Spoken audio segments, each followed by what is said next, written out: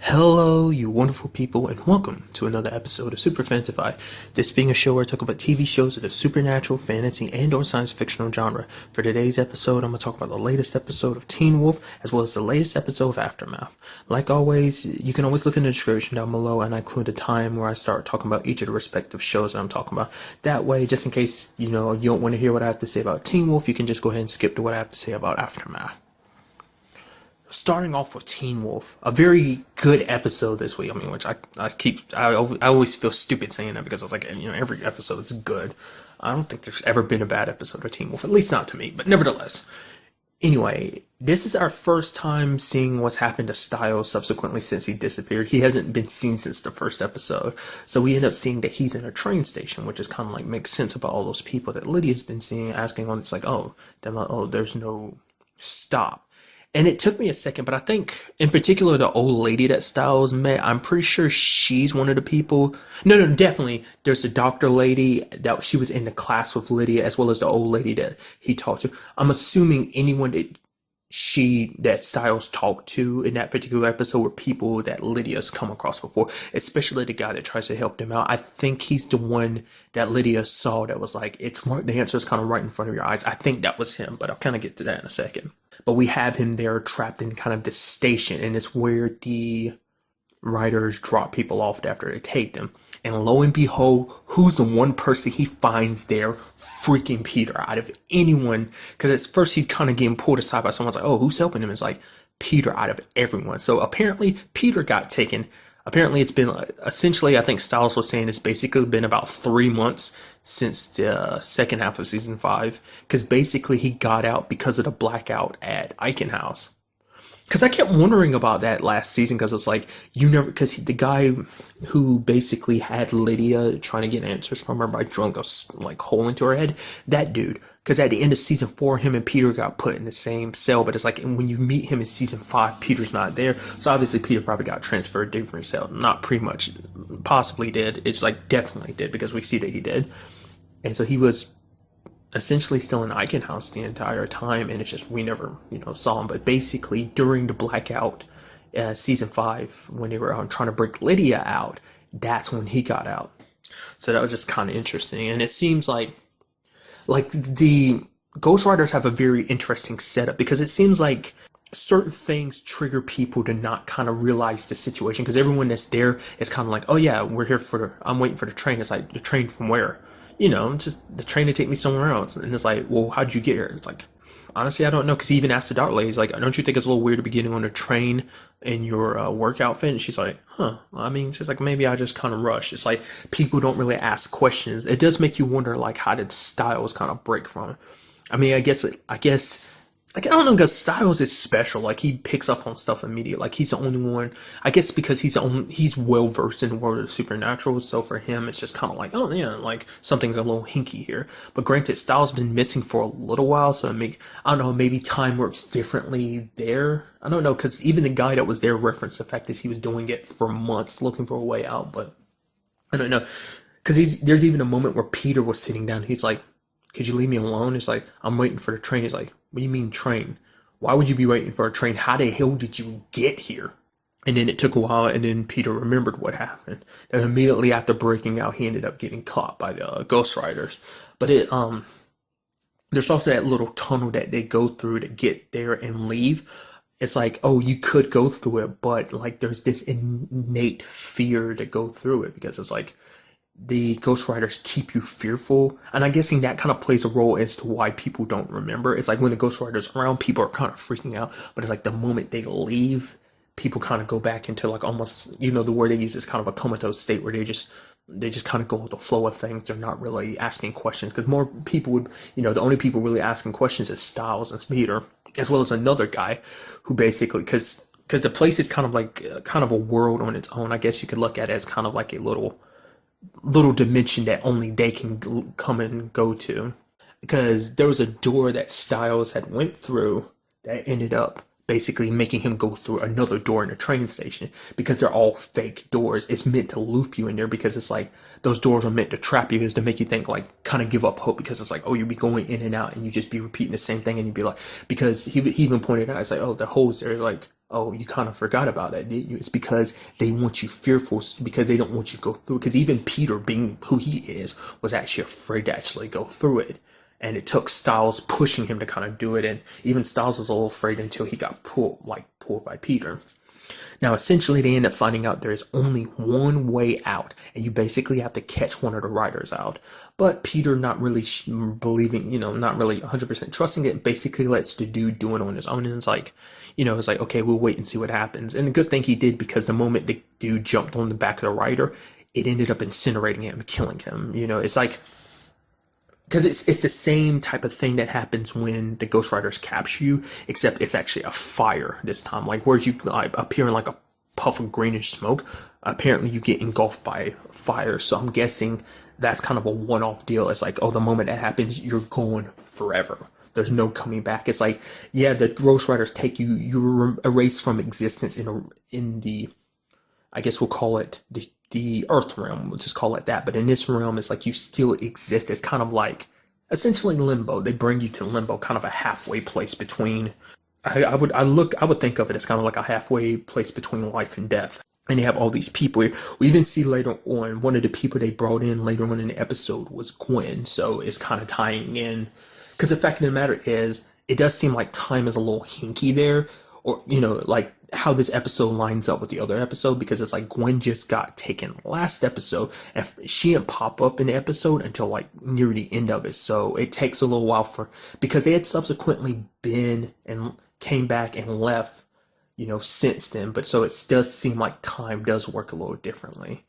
I mean, maybe for him it felt like months he was doing it, but he hadn't been doing it that long.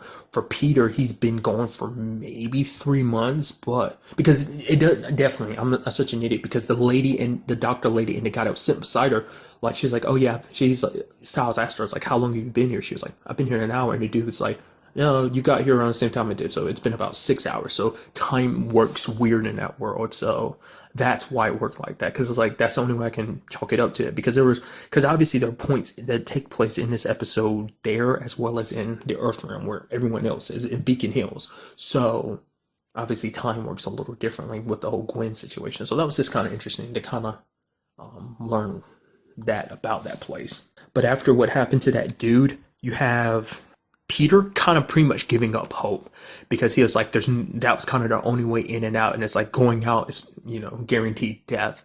And their only hope, for Styles, he's keeping up a little bit of hope. He's like, my friends will remember me. They'll get me out of this. It's like, they won't, because they don't remember you. We're both forgotten. No one's coming for us. We're just going to be stuck here forever. But then Peter ends up seeing something on the boards and stuff like that makes him go, wait, something's a little hinky here. It's like he notices like the names on the board, like he sees Beacon Hills, he sees another place named Canaan. They're like, I've assumed they're towns and stuff. Well, definitely not just assuming they're towns. They're definitely towns, because Canaan's definitely something that'll lead into the previews, but I'll talk about that a little bit later. But then it ends up pushing Peter to cut. Is like, no, we need to get out of here. And then like Styles is like, okay, you were quick to give up hope, thinking like there was no point in all of this, so why are you changing your mind now? He's basically saying that if we don't get out of here, it's not just going to stop. It's never going to stop until everyone's there. So it seems like, because it's like, what's the point of them gathering up souls? For what purpose? And it's like, why are they stockpiling souls? Like, why not leave? But like, I was like, I would be under the assumption, I thought, like, in my mind, I was thinking, like, they ate the souls, but it's like, no, they're just gathering them all in one place. For what purpose? Like, I feel like the Ghost Riders aren't doing this of their own will. I do believe someone's controlling them and pushing them to do this, but nevertheless, or maybe this is just part of their will. Maybe they kind of balance in the supernatural world has kind of been knocked off kilter, and they're kind of acting on their own, rather than kind of like going with the flow of nature of taking souls during times of war and calamity. Maybe that's driving them to act irrationally, or maybe they've kind of got more thought of themselves and they're like, oh, we're not going to just go by the flow of nature, we're going to do our own thing. Maybe it has something to do with the teacher, who's actually that Nazi werewolf. Maybe it's something about his return that brings, because I feel like out of any time, like there have been many other times it could have popped up, definitely during the whole Beast situation. I feel like that's a big time to really bring that up, especially when people were dropping dead left and right. So it's like, why now of all times? I mean, granted, it doesn't seem like it might have been just this time, because as we can see, like, even the situation with Peter, like last season, they came after Peter last season during that whole Beast and the Dread Doctor situation. So they were around then. It's like, who's to say how long they've been taking people within the confines of the show? I mean, they've probably been taking people for centuries, obviously, because they probably exist all beyond the realm of everything. Because even Peter himself admitted, it's like, these things are unstoppable. There's no stopping them. There is actually a radio set up in the place that kind of allows you to kind of hook up the radios and kind of talk. Because it was like, because Styles and Peter noticed that, like, there's an announcement going off through the speakers, but it's like, okay, so where's that coming from? They end up finding a radio room, kind of configure it, and it allows them to kind of, react to the other world. Kind of the signal passes through, because it's like, essentially the realm they're in is kind of like on a different plane of existence, and it's like, it's almost like they exist on a different frequency than the rest of the world. So I'm guessing that's why the radio signal can kind of peek through, because it can cut through the tides of all the frequencies, kind of the static that exists there, if that makes any sense.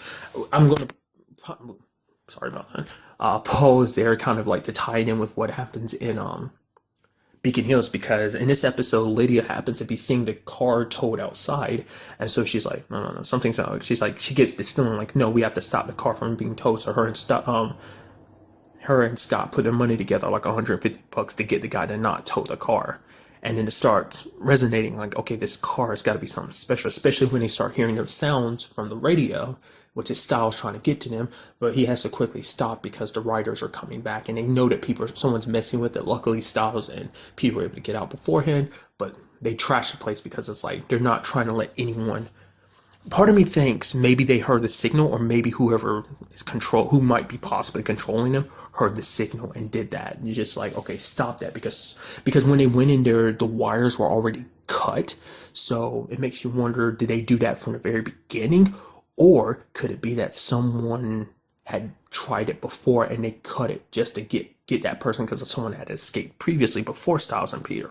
I mean, maybe that's what this is all about. Maybe that's what the neo-Nazi werewolf dude is about. Maybe he was actually taken by the Dread Doctors, and not the Dread Doctors, the Ghost Riders. Maybe he was taken by them, and he found his way from them into his old body again, like when he returned to this world or something.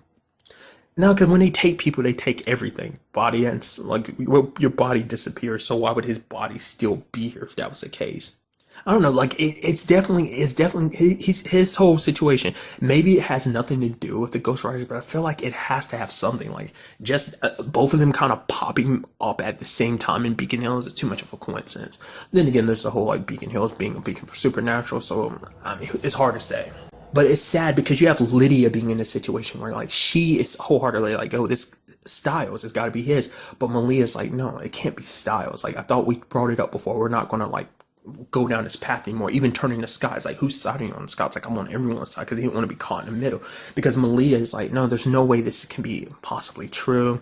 Because for her, it's more so she doesn't, it's like Scott Styles has to be fake, because it's like she rather not think of, like, put all this time and energy thinking about someone that may not have existed. And even if they did, it's like she's already lost enough people. Why would she want to kind of bring someone in her life, kind of try and hold on to someone that may not exist and that she might have lost? So why even hold on to that? So, which gets Lydia, she looks through the files and ends up looking through the Jeep and ends up finding some stuff about some papers, and ends up asking Stilinski and his wife Claudia. Claudia is like, oh yeah, the Jeep was stolen like 18 years ago.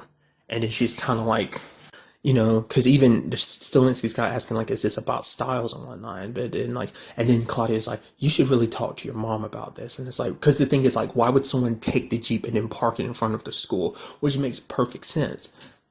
I mean, because there's so much. Like, I don't know what Claudia's part in all of this is. It's because it's like, she's definitely supposed to be dead. And it's like, even Melissa notes, it's like the disease that she has, it's a miracle she's still alive. And then it seems like every chance she gets, she's shutting down anything that might lead towards Styles. And I don't get why. Is she being controlled by the Ghost Riders? Is she actually the person who escaped from the ghostwriters before, like I said, the whole radio being cut. What if the person who escaped before is now in Claudia's body and kind of rewrote a lot of people's memories, especially Stilinski's, because it's like she should be dead. So it's like, how is she alive, and why is she trying so hard to fight Lydia on this whole situation? I mean, Lydia, you see her kind of breaking down, and it breaks your heart because it's like she is holding on to this like style so hard, but she has someone like everyone else is kind of letting go. It's like, yeah, maybe he doesn't really exist. Maybe we're fighting for someone that never really existed, Maybe we're just thinking too hard about it. And you can see in that sad moment where you have Lydia kind of leaning against the wall, and then like on the flip side of things, you see Styles kind of leaning against the wall, and it's like, to me, that wall there has to lead to Styles' room, because the rooms don't disappear. Obviously, the stuff inside of it will disappear, but the fact of the matter is the room should still be there. Because we've yet to see another room. Because I feel like, you'd have them come across and like, maybe they've come across the empty room before, but I feel like they would make note of that. But the fact is that wall there, either it's connected to the other side, where maybe it's like one of the doorways to that side, or maybe they were just trying to do that for just a comparison, both of them just kind of almost giving up hope at the same time. But I truly believe that has to be Styles' room, just because of that too. It's like supposed to represent him almost leaning against the wall in his room, being kind of stumped. And there's also the whole thing with the guy who's there to kind of pick up the truck, and it's like, wait, what? Like, he's being told, like, okay, you need to like let me tow the truck. It's like I'm being told to take it away. To me, it never got brought up, but it's like, who put that in? I'm thinking Claudia did, because she wants to get rid of any traces of Styles, or letting them even remember Styles, because she's got to be behind this, because it's like she's the biggest anomaly when it comes to all this. Side note too, I'm curious about the whole like Parrish situation. Like, what kind of state is he in after everything that went down last episode? We didn't really get touch on that. We don't even know what's happening with Corey, Hayden, Liam, and Mason. Like, last time we saw them, they went off to try and capture one of the Ghost Riders. Maybe that'll be something that kind of pops up next episode. But for now, it's like, I don't know, it's like the guy going adamant about, someone, like, I get it, he's just doing his job, but it seems like someone is pushing for that the Jeep to be towed so hard. So it does beg the question, why? And why now? That Jeep's been sitting there for a while now. Ever since Styles disappeared, it's been there. Just no one's really paid it any attention. And it's like, but, I guess the reason why Lydia didn't really bring it up to anyone, especially her mom, because she'd have to explain everything. And it's like, her friends and everyone else is kind of already having a hard time believing her about the Styles thing, especially because she brought it up before to her mom. And her mom just kind of made her think like, oh, maybe this Styles person doesn't really exist. But there was that moment you have like Scott clenching his fist, kind of almost getting angry, and you have Lydia Malia snapping the hook off.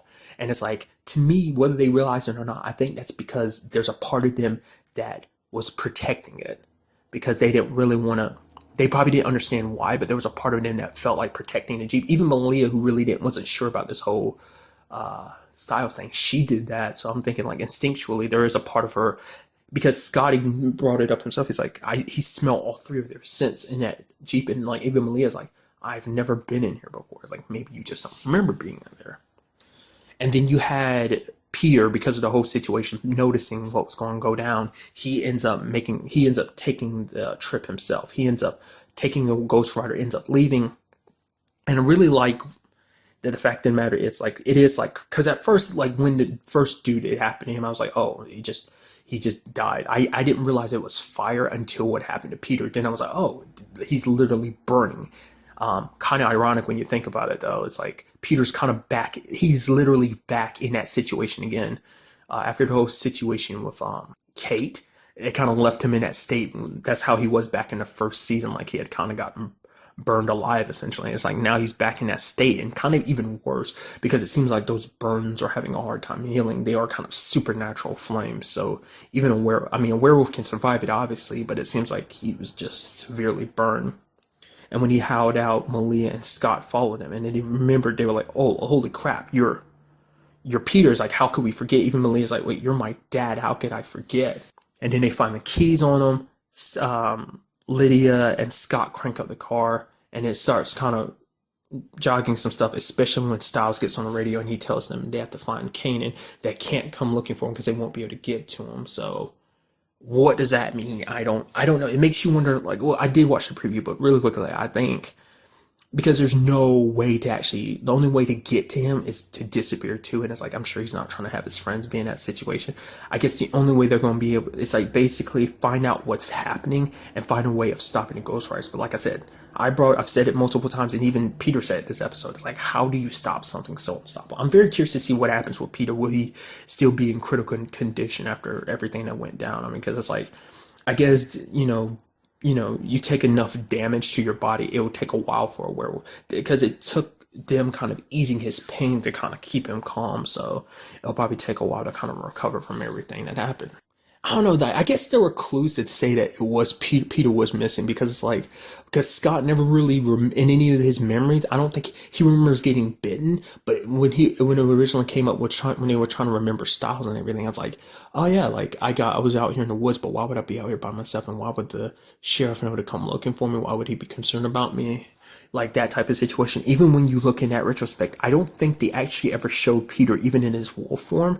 So it's kind of like the signs were there that Peter was gone. So, but I mean, that was kind of the point, because I mean, it's one of those things you only would think about it in retrospect, because at the time you would never think like, oh, Peter's not here, because it's like he wasn't there last season. It's like, okay, so he's obviously locked up somewhere else in Eichenhaus. That was kind of the whole point. So you wouldn't have thought he was escaped. It does make you wonder who else escaped from Eichenhaus then. If he got out during the blackout last season, who else might have gotten out as well?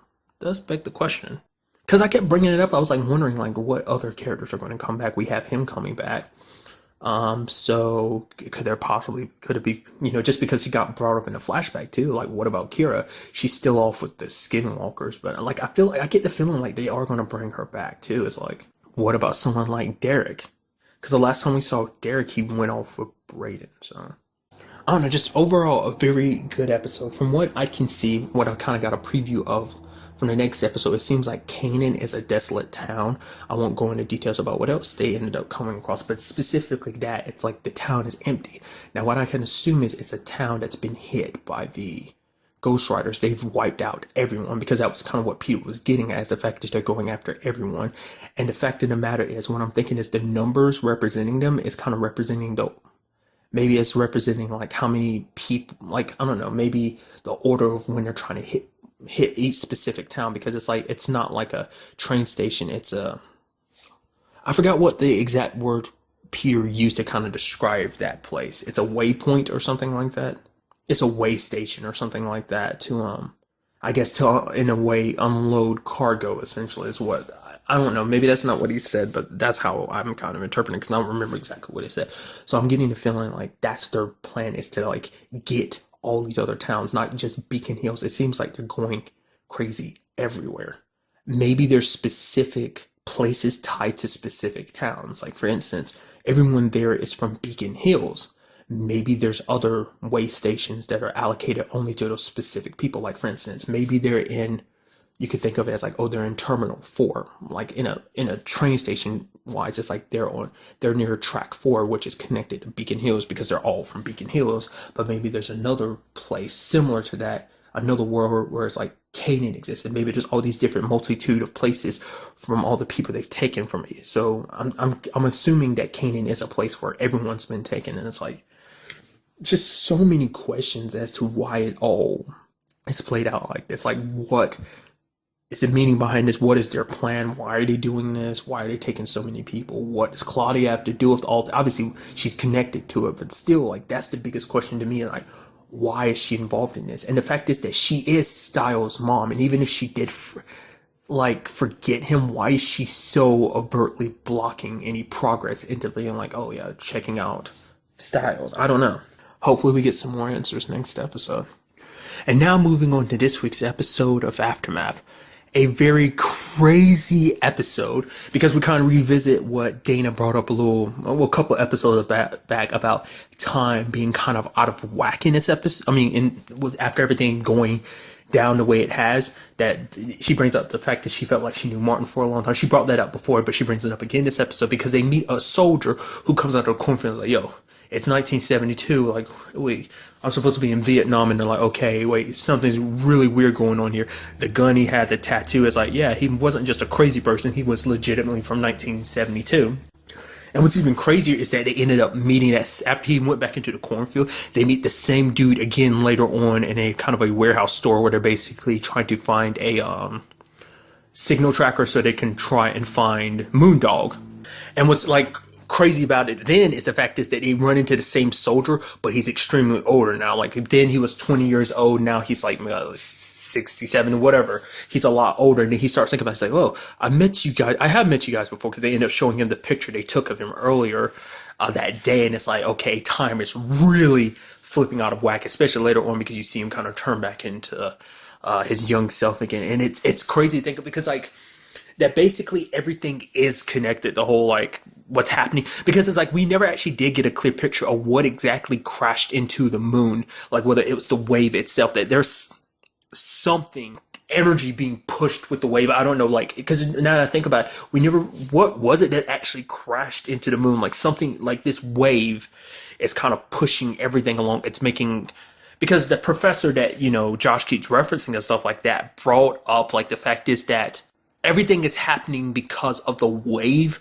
It's not like all of this is causing the wave. It's not like the wave is causing all of this. All of this is happening because of the wave. It's weird and it's hard to explain. It's just like it's awesome yet weird at the same time. It's just because it's like just the fact is this show is like all over the place with just like, okay, are you a science fictional show? Are you a supernatural show? Like, where do you draw a line? And it's hard to say because this show is just, I mean, it seems like it is kind of like out of anyone, Dana kind of understands it to a certain extent, because it's like, obviously the difference between the professor, Josh, and Dana, all like, comparing those two to Dana, is because Dana looks at it from a scientific point of view. The reason why the professor, she couldn't look at it is because she didn't look at it from a physics point of view. She looked at it as kind of a studier of like, they looked at it from like the legends perspective of like, oh, they know all this information because of like all this happening is text from, they're looking at it almost from like historian points of view rather than like from a physics point of view, or Dana is. And she kind of understands everything to a certain extent, I guess. At the same time in this episode, we have these two government agents tracking them down, because apparently they're after Moondog. Because for them, it's because like Moondog has the only means of communication. So it's like they want it because they're like, okay, if we can get that communications, maybe we can rebuild the country, essentially. Because you have that one agent who's the one kind of the superior officer in the situation when it comes to rank and stuff like that. He's the more erratic one. That's why the fact is that the other guy kept bringing up is like, oh, you didn't have to do it when he shot that soldier.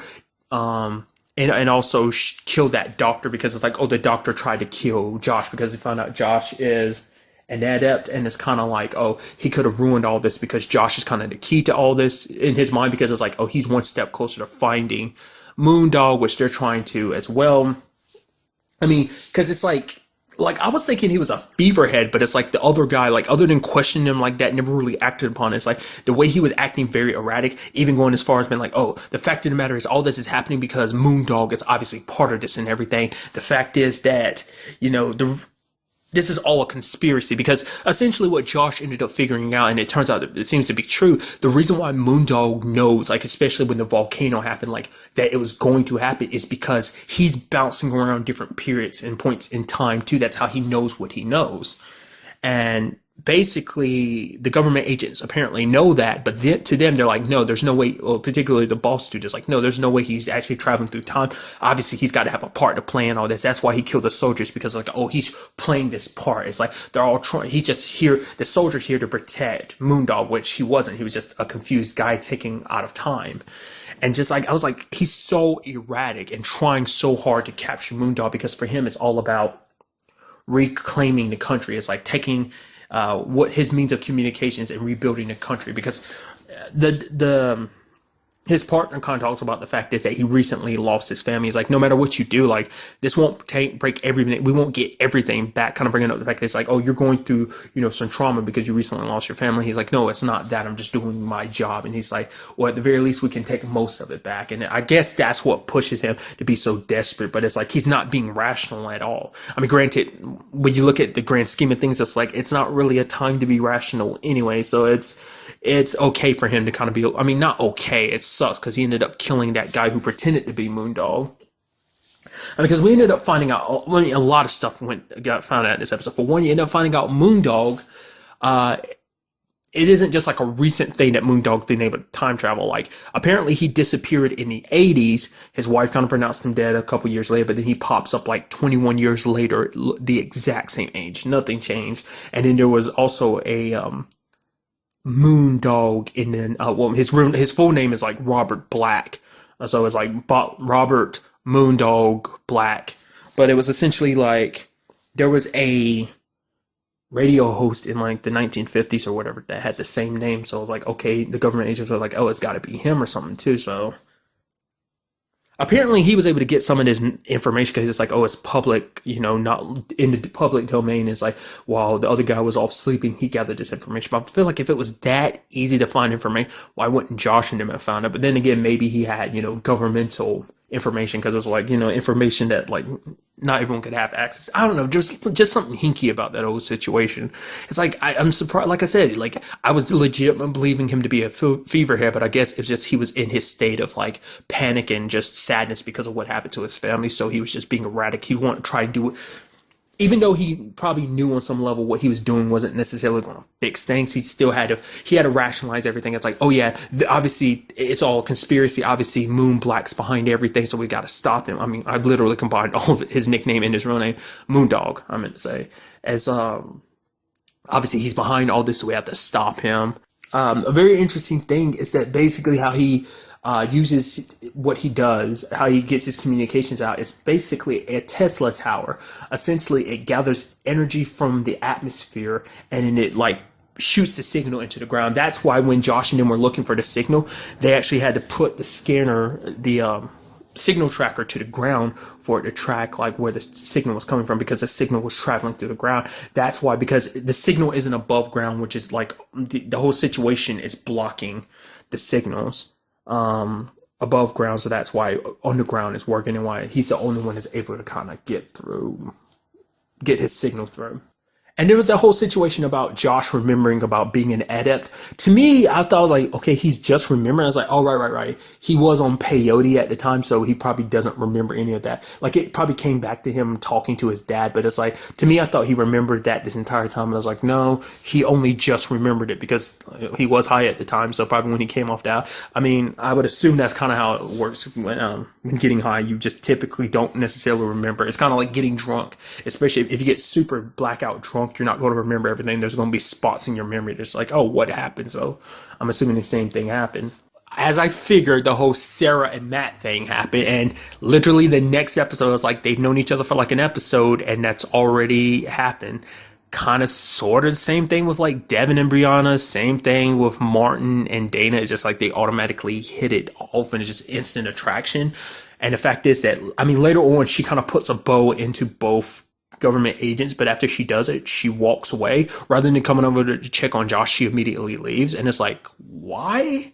Per se? Because it's just kind of a sense of like she kind of accepted death. It's like, because death's kind of right around the corner. It's like because for her, it's like all she had in her life was the group that they stopped last episode, the ones that had taken from Brianna, like those were her friends, and like she had fun with them and everything, but more often her time was spent just getting high. It's like she wasted her time, off with them getting high instead of kind of enjoying life then. And now all that's gone, like love is gone, all the, people in general, I guess in a sense are gone, just because it's like the world's just in such a chaotic state, and it's almost like, I mean, obviously you wouldn't be able to predict something like this, but I guess what she was trying to say is that fact is that should have taken the opportunity to kind of enjoy life, kind of breathe in the air while you had the chance. And now it's like, it's too late for that. But it seems like things between her and Matt were kind of hitting off. They were kissing and everything at first I was thinking it was meteors, but really it was actually not small meteors. It was actually, well, it might have been where they were, but definitely when it came to the others, it was actually grenades being tossed at them by the soldier. But like her running off on her own, I don't know how to interpret that. I mean, the last time something like that happened, it was because Devin got possessed and he was trying to stay away from them.